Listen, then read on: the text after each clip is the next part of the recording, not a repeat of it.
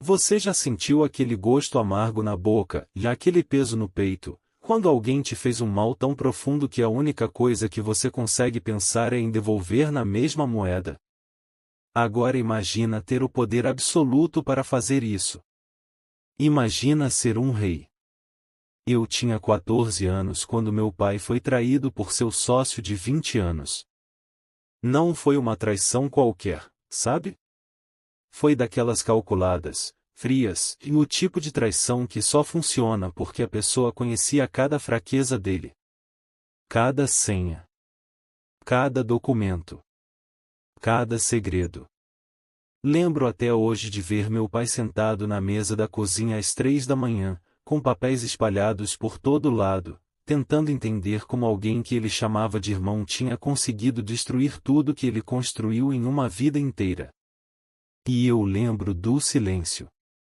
Aquele silêncio pesado e onde você não sabe se a pessoa vai explodir de raiva ou desmoronar em lágrimas. Durante meses, eu vi meu pai se consumindo. Não pelo dinheiro perdido. Não pela empresa que foi pro ralo. Mas pela possibilidade da vingança que ele nunca executou. Ele tinha todas as provas. Todos os contatos.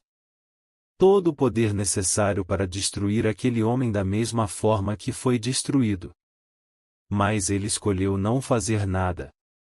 E durante anos, eu achei que meu pai era fraco. Eu achava que perdoar era sinônimo de covarde. Que deixar passar era desistir da própria dignidade. Até que eu comecei a estudar história, e descobri que os homens mais poderosos do mundo, reis que tinham literalmente o poder de vida e morte nas mãos, fizeram a escolha oposta. E isso destruiu muito mais do que seus inimigos. Destruiu eles mesmos. Existe um padrão perturbador que se repete ao longo de toda a história da humanidade. Quando reis escolhem o caminho da vingança absoluta, quando eles usam todo o poder que têm para esmagar aqueles que os traíram ou humilharam, e algo muito estranho acontece. Eles vencem. Mas ao mesmo tempo, eles perdem. Não perdem territórios. Não perdem batalhas. Não perdem o trono. Eles perdem algo muito mais fundamental. Eles perdem a si mesmos. É como se a vingança fosse um veneno que só funciona se você beber junto com seu inimigo. E quanto mais absoluto é o seu poder, e mais letal é a dose. Hoje eu vou te contar 3 histórias reais. 3 reis que tiveram a oportunidade de escolher entre perdão e vingança. 3 homens que escolheram esmagar seus inimigos. E 3 destinos que provam que existe um preço invisível e mais devastador para satisfazer a sede de retribuição quando você tem o poder de um Deus nas mãos. Inglaterra. 1536, Henrique VIII era o homem mais poderoso do mundo ocidental. Ele tinha acabado de romper com Roma, criado sua própria igreja, desafiado o Papa, e tudo isso pelo amor de uma mulher. Ana Bolena. Mas 3 anos depois do casamento, algo mudou. Ana não havia dado a Henrique o que ele mais queria, um herdeiro homem. Ela tinha dado à luz uma menina. Elizabeth. E pior. Ana não era mais a amante submissa que implorava por sua atenção. Ela era agora uma rainha. Com opiniões. Com poder. Com voz própria. Henrique não apenas se cansou dela. Ele se sentiu traído por ela. Traído pela promessa não cumprida de um filho. Traído pela ousadia dela de não baixar a cabeça. Traído pela versão de Ana que ele mesmo havia criado mas que agora não conseguia controlar. E então, ele fez algo que nenhum rei inglês havia feito antes. Ele não apenas anulou o casamento. Ele destruiu completamente a reputação dela. Fabricou acusações de adultério. De incesto com o próprio irmão. De traição à coroa. Reuniu um tribunal de homens leais que condenaram Ana à morte mesmo sem uma única prova sólida. E no dia 19 de maio de 1536, Ana Bolena teve sua cabeça decepada por um espadachim francês na Torre de Londres. Henrique conseguiu sua vingança absoluta. Mas aqui está o que os livros de história nem sempre contam. Nos meses seguintes à execução de Ana, Henrique começou a ter pesadelos recorrentes. Ele acordava no meio da noite gritando. Seus conselheiros relataram que ele ficava olhando fixamente para o vazio durante horas. Ele se casou de novo. E de novo. E de novo.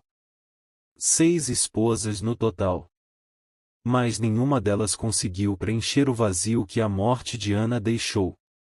Porque não era Ana que faltava. Era a versão de si mesmo que existia antes de ele cruzar aquela linha.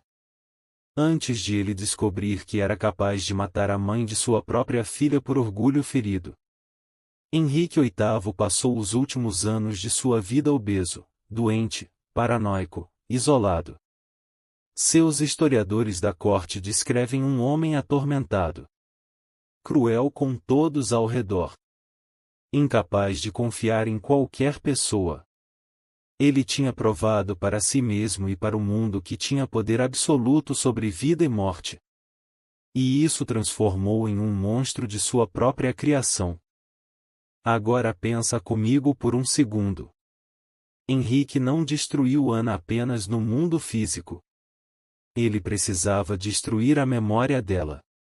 A dignidade dela.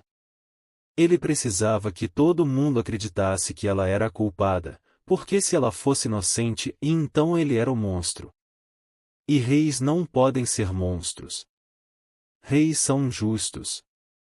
Reis são absolutos. Você percebe o que acontece aqui? A vingança de Henrique não foi apenas matar Ana. Foi reescrever a realidade inteira ao redor dela para justificar o injustificável. E quando você começa a distorcer a realidade para encaixar sua narrativa de vingança, e você perde o contato com o que é real. Você começa a viver em um mundo construído por suas próprias mentiras. E esse mundo de mentiras que você criou para justificar sua vingança e eventualmente se torna sua prisão. Roma. 37 depois de Cristo, Calígula assumiu o trono imperial aos 24 anos depois de anos sendo humilhado, vigiado e mantido como praticamente um refém por seu antecessor, o imperador Tibério. Tibério tinha matado quase toda a família de Calígula. Sua mãe, seus irmãos e todos eliminados por paranoia política. Calígula sobreviveu porque aprendeu a ser invisível. A nunca demonstrar ambição. A nunca demonstrar raiva. Mas por dentro, algo estava queimando. Quando Tibério finalmente morreu e Calígula assumiu o poder absoluto de Roma, o povo esperava um governante sábio. Um homem que tinha aprendido com o sofrimento. O que eles ganharam foi algo muito diferente. Calígula não queria apenas governar Roma. Ele queria humilhar todos que o humilharam. Provar que ele era superior. Mostrar que agora ele era o Deus. Ele nomeou seu cavalo como o cônsul.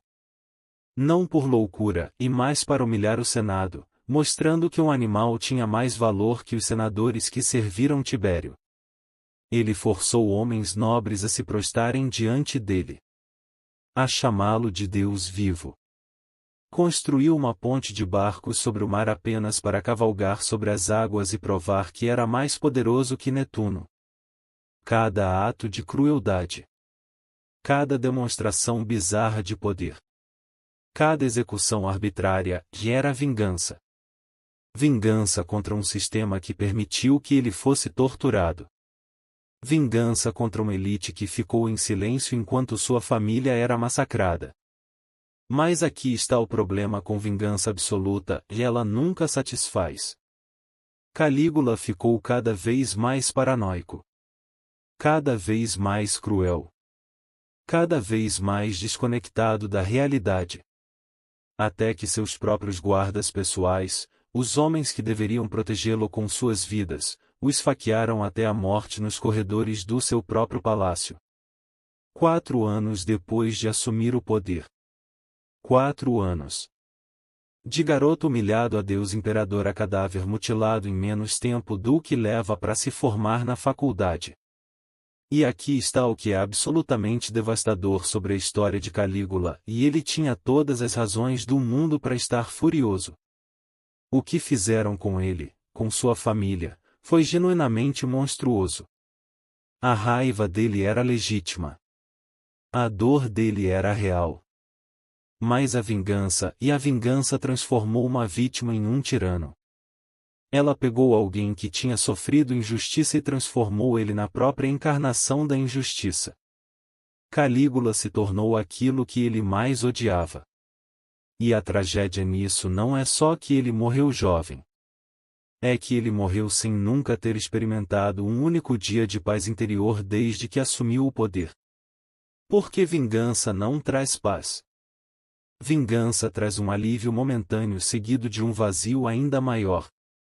E quando você tem poder absoluto, você pode continuar enchendo esse vazio com mais vingança, mais crueldade, mais demonstrações de dominação, e mais o vazio só cresce.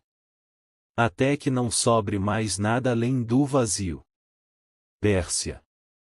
480 a.C. Xerxes, o grande rei dos reis, comandante do maior império que o mundo já tinha visto, olhava para os restos do seu exército voltando da Grécia. Ele tinha partido com centenas de milhares de homens. Voltou com uma fração disso. Mas a derrota militar não era nem o pior. O pior era a humilhação.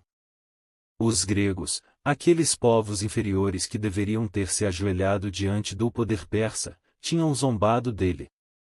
Tinham derrotado sua marinha em Salamina. Tinham transformado sua invasão em uma lenda de resistência heroica.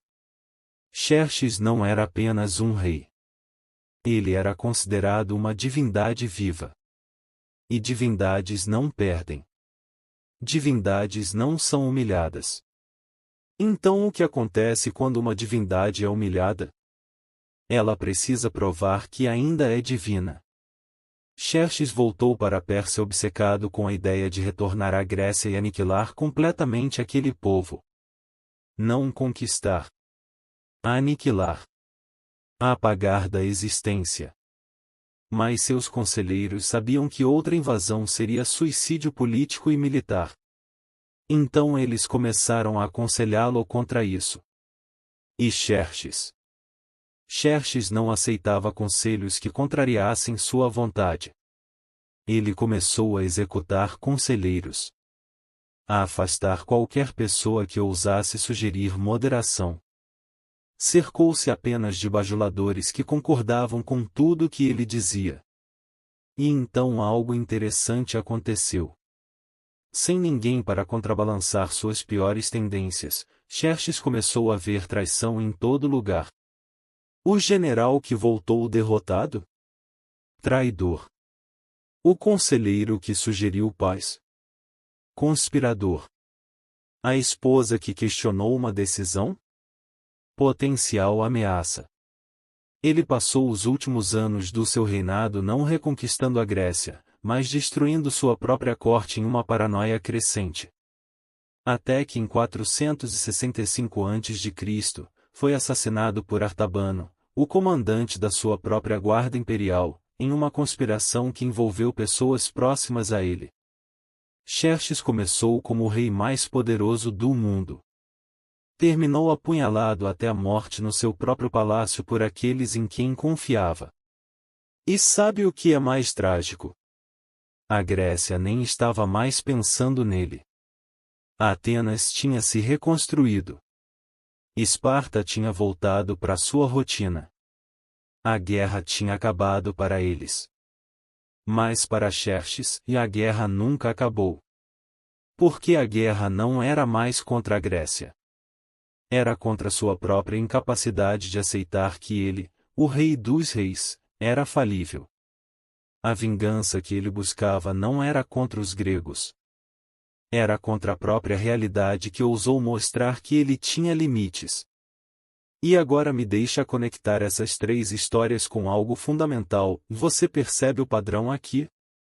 Henrique, Calígula, Xerxes. Três homens. Três culturas diferentes. Três épocas separadas por séculos. Mas a mesma trajetória exata. Poder absoluto mais vingança absoluta igual destruição absoluta. Não apenas do inimigo, mas de si mesmo. Porque aqui está a verdade que ninguém te conta sobre vingança, e ela não apaga o que foi feito com você. Ela apenas adiciona mais trauma ao mundo. E o primeiro destinatário desse trauma adicional é você mesmo. Quando Henrique ordenou a execução de Ana, ele não voltou no tempo e desfez a humilhação que sentiu. Ele apenas criou um novo trauma, e o trauma de ser um assassino da mulher que um dia amou. E esse trauma se empilhou sobre o original. E depois veio o trauma de ser o tipo de homem que outros temem. E depois o trauma de nunca poder confiar genuinamente em ninguém de novo. Camada sobre camada de trauma. Tudo começando com a decisão de que vingança era a resposta. A vingança é um buraco negro emocional. Quanto mais você alimenta, maior ele fica. Até que não sobre mais nada além do buraco. Tem um filme chamado Oldboy, do diretor coreano Park Chan-wook, que ilustra isso de forma brutal. É a história de um homem que fica preso por 15 anos sem saber por quê. Quando ele finalmente sai, ele tem uma única missão em descobrir quem o prendeu e vingar-se de forma absoluta. E o filme te leva nessa jornada com ele. Você torce por ele. Você quer que ele consiga a sua vingança. Porque o que fizeram com ele foi monstruoso e injusto. Mas quando a vingança finalmente acontece, quando todas as cartas são reveladas, e você percebe que não houve vencedores. Todos perderam. O vingador e o vingado. Porque a vingança não é uma cirurgia precisa que remove o tumor do trauma. É uma bomba nuclear que destrói tudo ao redor, incluindo quem a detonou. A cena final deixa você com um vazio existencial profundo. Porque você assistiu duas pessoas destruírem completamente suas vidas por nada. Por absolutamente nada que valesse a pena. E é exatamente isso que sinto quando estudo essas histórias de reis. Um vazio profundo. Porque esses eram homens que tinham tudo. Poder, riqueza, influência, o respeito de nações inteiras. E eles jogaram tudo fora, transformaram suas vidas em infernos particulares, por causa de uma escolha. Uma única escolha de não conseguir deixar passar. Agora volta comigo àquela cozinha onde meu pai estava sentado às 3 da manhã. Eu te disse que durante anos achei que ele era fraco por não se vingar. Mas hoje, depois de estudar incontáveis histórias de vingança ao longo da história, e eu percebo que meu pai demonstrou uma força que poucos homens possuem. Mas a derrota militar não era nem o pior. O pior era a humilhação. Os gregos, aqueles povos inferiores que deveriam ter se ajoelhado diante do poder persa, tinham zombado dele. Tinham derrotado sua marinha em Salamina. Tinham transformado sua invasão em uma lenda de resistência heroica. Xerxes não era apenas um rei. Ele era considerado uma divindade viva. E divindades não perdem. Divindades não são humilhadas. Então o que acontece quando uma divindade é humilhada? Ela precisa provar que ainda é divina. Xerxes voltou para a Pérsia obcecado com a ideia de retornar à Grécia e aniquilar completamente aquele povo. Não conquistar. Aniquilar. Apagar da existência. Mas seus conselheiros sabiam que outra invasão seria suicídio político e militar. Então eles começaram a aconselhá-lo contra isso. E Xerxes Xerxes não aceitava conselhos que contrariassem sua vontade. Ele começou a executar conselheiros, a afastar qualquer pessoa que ousasse sugerir moderação. Cercou-se apenas de bajuladores que concordavam com tudo que ele dizia. E então algo interessante aconteceu. Sem ninguém para contrabalançar suas piores tendências, Xerxes começou a ver traição em todo lugar. O general que voltou derrotado? Traidor. O conselheiro que sugeriu paz? Conspirador. A esposa que questionou uma decisão? Potencial ameaça. Ele passou os últimos anos do seu reinado não reconquistando a Grécia, mas destruindo sua própria corte em uma paranoia crescente. Até que em 465 a.C., foi assassinado por Artabano, o comandante da sua própria guarda imperial, em uma conspiração que envolveu pessoas próximas a ele. Xerxes começou como o rei mais poderoso do mundo. Terminou apunhalado até a morte no seu próprio palácio por aqueles em quem confiava. E sabe o que é mais trágico? A Grécia nem estava mais pensando nele. Atenas tinha se reconstruído. Esparta tinha voltado para sua rotina. A guerra tinha acabado para eles. Mas para Xerxes, a guerra nunca acabou. Porque a guerra não era mais contra a Grécia. Era contra sua própria incapacidade de aceitar que ele, o rei dos reis, era falível. A vingança que ele buscava não era contra os gregos. Era contra a própria realidade que ousou mostrar que ele tinha limites. E agora me deixa conectar essas três histórias com algo fundamental. Você percebe o padrão aqui? Henrique, Calígula, Xerxes. 3 homens. 3 culturas diferentes. 3 épocas separadas por séculos. Mas a mesma trajetória exata. Poder absoluto mais vingança absoluta igual destruição absoluta. Não apenas do inimigo, mas de si mesmo. Porque aqui está a verdade que ninguém te conta sobre vingança e ela não apaga o que foi feito com você. Ela apenas adiciona mais trauma ao mundo. E o primeiro destinatário desse trauma adicional é você mesmo. Quando Henrique ordenou a execução de Ana, ele não voltou no tempo e desfez a humilhação que sentiu. Ele apenas criou um novo trauma, e o trauma de ser um assassino da mulher que um dia amou. E esse trauma se empilhou sobre o original. E depois veio o trauma de ser o tipo de homem que outros temem. E depois o trauma de nunca poder confiar genuinamente em ninguém de novo. Camada sobre camada de trauma. Tudo começando com a decisão de que vingança era a resposta. A vingança é um buraco negro emocional. Quanto mais você alimenta, maior ele fica. Até que não sobre mais nada além do buraco. Tem um filme chamado Oldboy, do diretor coreano Park Chan-wook, que ilustra isso de forma brutal. É a história de um homem que fica preso por 15 anos sem saber por quê.